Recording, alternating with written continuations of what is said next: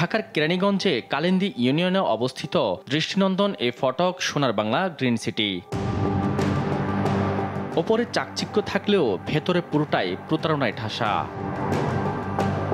কয়েক বছর আগেও এই জায়গায় চলতো কৃষিকাজ, ছিল ভূমি খালনালা, কিন্তু চোখের পলকেই হয়ে গেছে আবাসন প্রকল্প। নেপথ্যে রয়েছে দখল বাণিজ্য, দখল থেকে বাদ যায়নি খালের জায়গাও। এই লোকগুলোর পারিবারিক জায়গা ছিল সোনার বাংলা হাউজিং এর ভেতর, কিন্তু হাউজিং এর চারপাশ আটকিয়ে ভেতরে প্রবেশ করতে দিত না জমির এইসব প্রকৃত মালিকদের। বাধ্য হয়ে নামমাত্র মূল্যে জমি লিখে দিতে হয় হাউজিং এর নামে, কিন্তু লিখে দেওয়ার পরই প্রতারণা। ন্যায্য মূল্য তো দেয়নি, উল্টো নামমাত্র মূল্যের টাকা চাইতে গেলেও পড়তে হয় হুমকির মুখে।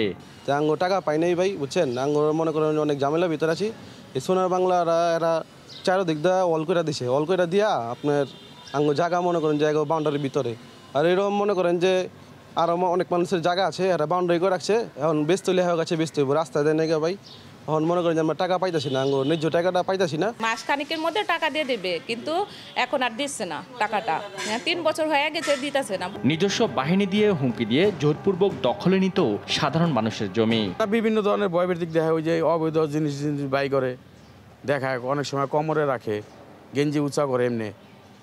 হ্যাঁ, ওই দিকগুলি দেখে মনে করেন একা একা দই পারা হন লাগে। মূলত আওয়ামী লীগের প্রভাব খাটিয়ে এমন জোর জবস্তি চার ভাইয়ের। ইউরো বাংলা বিল্ডার্স লিমিটেডের নামে 3 project, Sonar Bangla green city, Kalindi model town ও সোনার বাংলা আবাসিক প্রকল্প।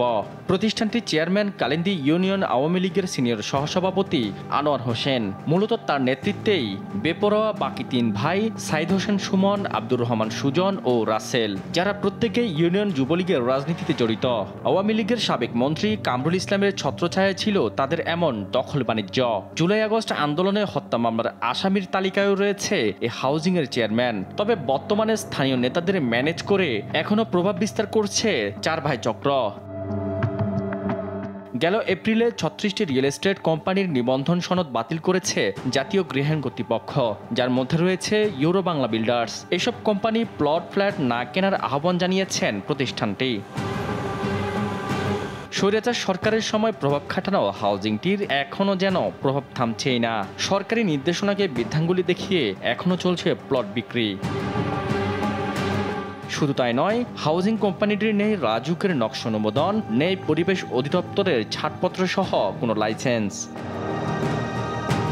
এসব অভিযোগের বিষয়ে হাউজিংয়ের চেয়ারম্যান আনোয়ার হোসেনের সাথে কথা বলতে চাইলে অনেকটা গা বাঁচিয়ে পালান।